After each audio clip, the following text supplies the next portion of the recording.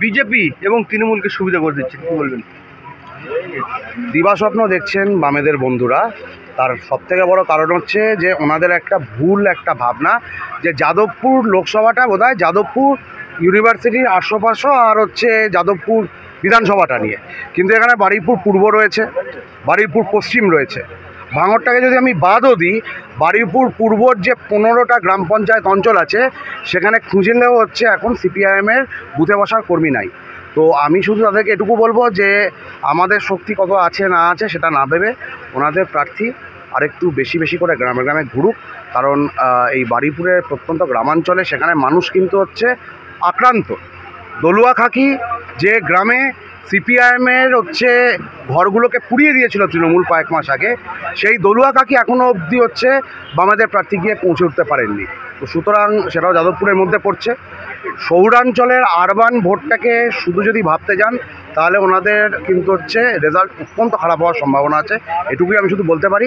ISF কি শক্তি অর্জন করছে, আজকে আমাদের যাদবপুর লোকসভার কর্মী সভা ছিল, সেই কর্মী সভাতে প্রত্যন্ত বারুইপুরের অঞ্চল থেকে মানুষ যেরকম এসছেন, সেরকম সোনারপুরের পৌরসভা অঞ্চল থেকে এসছেন, সেরকম কলকাতা কর্পোরেশনের থেকে হচ্ছে মানুষেরা এসছেন। ফলে আইএসএফ তার শক্তি কোন জায়গায় নিয়ে গেছে 4 তারিখে ভোটের রেজাল্টের দিন গোটা বাংলার মানুষ দেখতে পাবেন, আমাদের বামপন্থী বন্ধুরাও দেখতে পাবেন। যাদবপুর কেন্দ্রে যতগুলো বুথ আছে সেই প্রত্যেকটি বুথে কি আপনার দল অর্থাৎ ইন্ডিয়ান সেকুলার ফ্রন্ট দুটো করে এজেন্ট দিতে পারবে? এখনও অবধি আমাদের যা সিচুয়েশান তাতে 70% বেশি বুথে আমরা হচ্ছে এজেন্ট দিয়ে দেব, এটা দায়িত্ব নিয়ে বলছি। তার কারণ যাদবপুর লোকসভার 70% বেশি অংশটা কিন্তু হচ্ছে গ্রামীণ অংশ, যে গ্রামীণ অংশগুলোতে কিন্তু আইএসএফের শক্তি আজকে যে কটা দল এখানে লড়াই করছে তার মধ্যে সর্বোচ্চ জায়গাতে গিয়ে পৌঁছেছে। তৃণমূল কংগ্রেসের যারা আছেন তারা ভয় দেখিয়ে হয়তো কিছু মানুষকে বুথে বসানোর চেষ্টা করবেন, কিন্তু আইএসএফ মানুষ নিজের ইচ্ছায় স্বেচ্ছায় ভালোবেসে তারা বুথে বসবেন।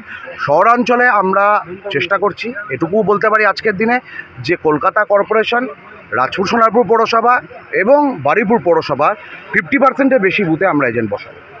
গতকাল যে কলকাতা হাইকোর্ট যে ঐতিহাসিক রায় দিয়েছেন সেই রায় শুনে জনসভায় রাজ্যের মুখ্যমন্ত্রী প্রকাশ্য সেই রায়ের বিরুদ্ধে মুখ খুললেন এবং মসজিদ বিভিন্নভাবে আক্রমণ করলেন, কি বলবেন? প্রথম কথা হচ্ছে মুখ্যমন্ত্রী যা বলেছেন তাতে তাঁর আগে হচ্ছে নিজের বক্তব্যকে নিজের একবার ভালো করে শোনা প্রয়োজন। যে আজকে এই যে 26,000 মানুষের চাকরি গেল, যার মধ্যে ভুয়ো চাকরি পাওয়া লোকজন আছে, কিন্তু ওই প্যানেলে সকলে তো আর ভুয়ো চাকরি ছিলেন না, কিছু তো যোগ্য মানুষ ছিলেন যারা সত্যি করে হচ্ছে তার যোগ্যতার বশে চাকরি পেয়েছিলেন। আজকে রাজ্য সরকারের অপরিসীম দুর্নীতি, সেই দুর্নীতির ফসল হচ্ছে এই 26,000 মানুষের চাকরি গেল। আজকে মুখ্যমন্ত্রী শুধুমাত্র একটা রাজনৈতিক বিরোধিতা করে দায় এড়িয়ে যেতে পারেন না, তিনি হচ্ছেন সরকারের প্রধান, তার সরকারের দায় আছে। তার সরকার যদি সঠিকভাবে হচ্ছে প্যানেলগুলোকে করতো, তার সরকার যদি দুর্নীতিটা না করতো, তাহলে এদের কারো চাকরি যেত না এবং সঠিক মানুষ চাকরি পেতেন। ফলে একজন যোগ্য মানুষেরা যদি চাকরি যায় তার দায় কিন্তু রাজ্যের মুখ্যমন্ত্রীর উপর বর্তায়। তাই শুধুমাত্র রাজনৈতিক বিরোধিতার জন্য বিরোধিতা করলাম আর হচ্ছে মঞ্চ গরম করার জন্য কথা বললাম তা বলে লাভ নেই।